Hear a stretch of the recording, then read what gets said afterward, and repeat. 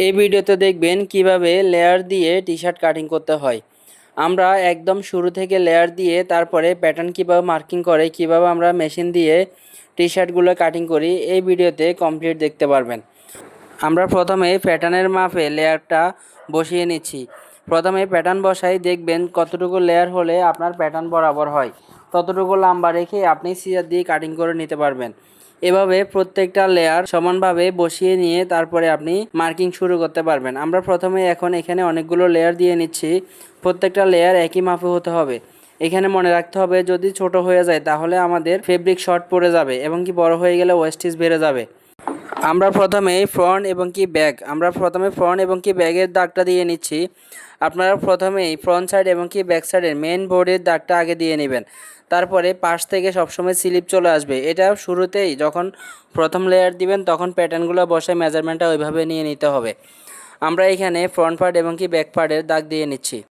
এখন আমরা পাশ থেকে স্লিপ বসাই দিছি, এখান থেকে আমরা স্লিপগুলো নিয়ে নেব। তাহলে আমাদের খুব কম ফেব্রিকের মধ্যে আমাদের টি শার্টগুলো চলে আসবে। যদি সাইড থেকে এভাবে স্লিপ না আসে তাহলে সেক্ষেত্রে ফেব্রিক ওয়েস্টেজ বাড়ার সম্ভাবনা বেড়ে যায়। অনেকেই মেসেজ করেন 1 কেজিতে 4 পিস টি শার্ট হয় না। আমি বলবো, যারা 1 কেজিতে 4 পিস বের করতে পারেন না তারা প্যাটার্নটা আগে বসিয়ে ভালো করে দেখবেন, যেহেতু ওয়েস্টেজ কম বের হয়। আপনারা ওয়েস্টেজ বেশি বের করে ফেলেন, সেজন্য 1 কেজিতে 4 পিস টি শার্ট হয় না। আমরা লে দেওয়ার পরে 1 কেজিতে 4 পিসের বেশি হয়, 2 কেজি মিলিয়ে 9 পিস হয়ে যায়। আমরা এখন কাটিংটা শুরু করছি। এখানে আমি লেটা খুব ছোট দিছি, সেজন্য আমি স্মল কাটিং দিয়ে কাটিং করতেছি। আমরা যখন 150, 200 অথবা 250, 300 পিস লে দিই তখন আমরা বড় 10 ইঞ্চি নাইফ দিয়ে কাটিং করি। এটা আমাদের এখানে খুবই অল্প কিছু লে হয়েছে, সেজন্য আমি বড় মেশিনটা দিয়ে আর কাটিং করতেছি না, ছোট মেশিনটা দিয়ে কাটিং করতেছি। তো যারা ম্যানুফ্যাকচারিং শুরু করতে চাচ্ছেন তারা চাইলে প্রথমেই এরকম একটা ছোট কাটিং মেশিন নিয়ে শুরু করতে পারবেন। এরকম একটা মেশিনের দাম 5,500 টাকা।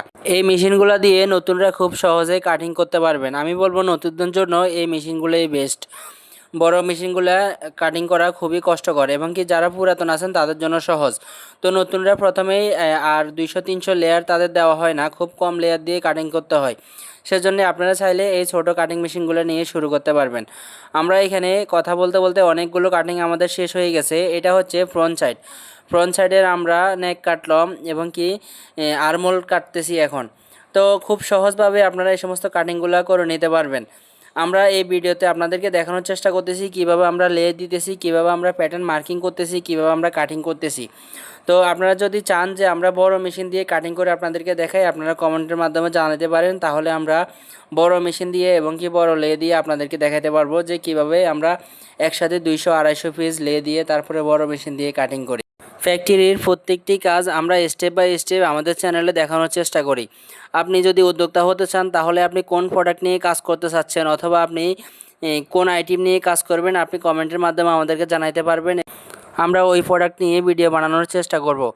আজকের ভিডিও ছিল আমরা কিভাবে একদম লে থেকে শুরু করে প্যাটার্ন মার্কিং এবং কি মেশিন দিয়ে কাটিং করে সরাসরি আমরা এই ভিডিওর মাধ্যমে দেখানোর চেষ্টা করছি।